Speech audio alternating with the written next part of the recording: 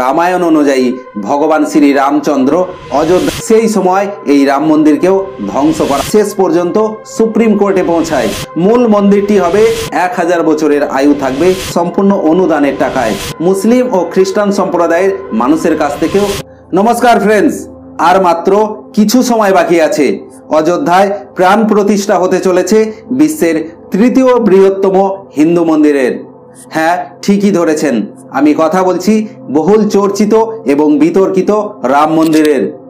বিতর্কিত এই কারণেই বলছি কারণ এই মন্দিরকে নিয়ে কম জল ঘোলা হয়নি ভারতের রাজনীতিতে। সবচেয়ে আশ্চর্যের বিষয়, এই ভব্য মন্দিরের উদ্বোধনে 108 ফুট লম্বা ধূপকাঠি জ্বালানো হবে, যার ওজন 3610 কিলোগ্রাম। এছাড়াও সুদূর থাইল্যান্ড থেকে মাটি এবং 2টো নদীর পবিত্র জল পাঠানো হয়েছে এই রাম মন্দিরের নির্মাণের জন্য।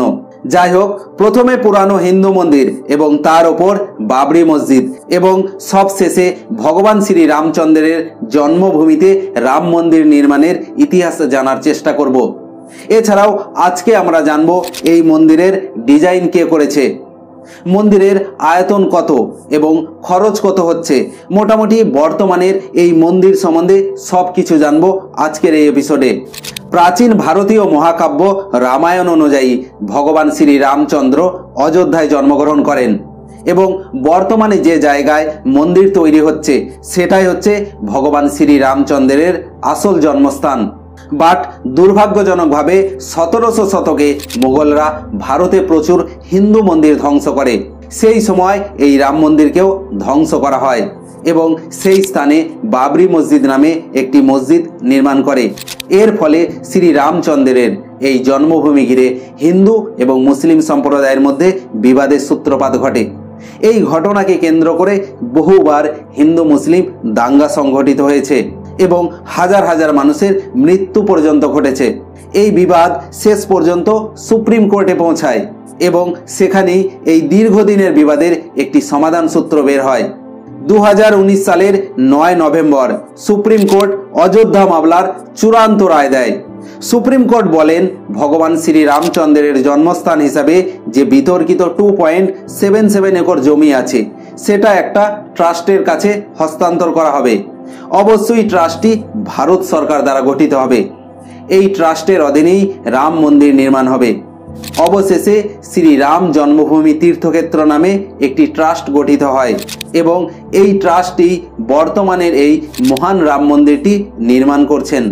অন্যদিকে সুপ্রিম কোর্ট ভেঙে দেওয়া বাবরি মসজিদের পরিবর্তে একটি মসজিদ নির্মাণের জন্য উত্তরপ্রদেশ সুন্নি সেন্ট্রাল ওয়াকফ বোর্ডকে অন্য জায়গায় বিকল্প 5 একর জমি দেওয়ার নির্দেশ দিয়েছেন।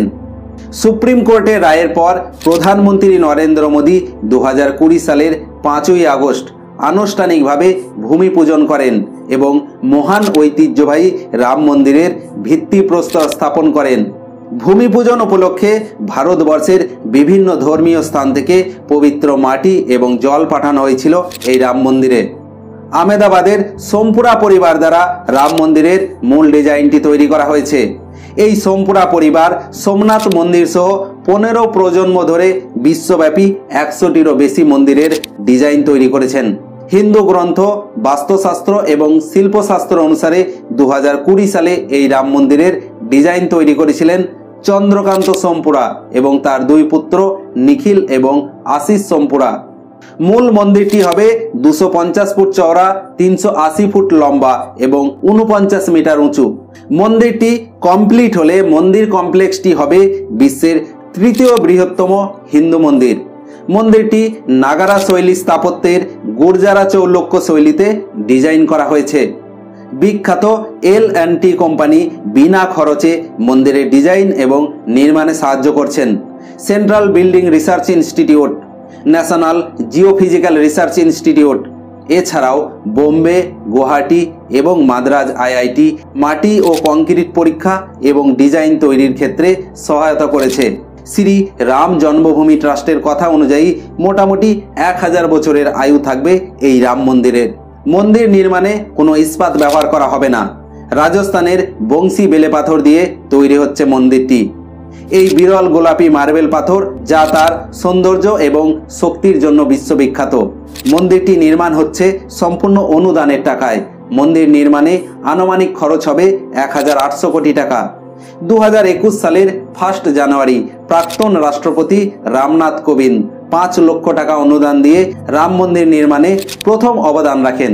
প্রায় 1,50,000 ভিএইচপি কর্মী সারা ভারত জুড়ে অনুদান সংগ্রহ করে। মন্দির ট্রাস্ট মুসলিম ও খ্রিস্টান সম্প্রদায়ের মানুষের কাছ থেকেও বহু অনুদান পেয়েছে। বহুল প্রতীক্ষিত এই রাম মন্দিরের শুভ উদ্বোধন 2024 সালের 22 জানুয়ারি। হয়তো আপনি যখন এই ভিডিও দেখবেন তখন অলরেডি মন্দিরের শুভ উদ্বোধন হয়ে গিয়েছে। ভিডিওটি ভালো লাগলে অবশ্যই লাইক এবং কমেন্ট করবেন।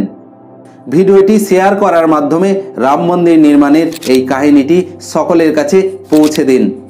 Thank you so much. Have a good day.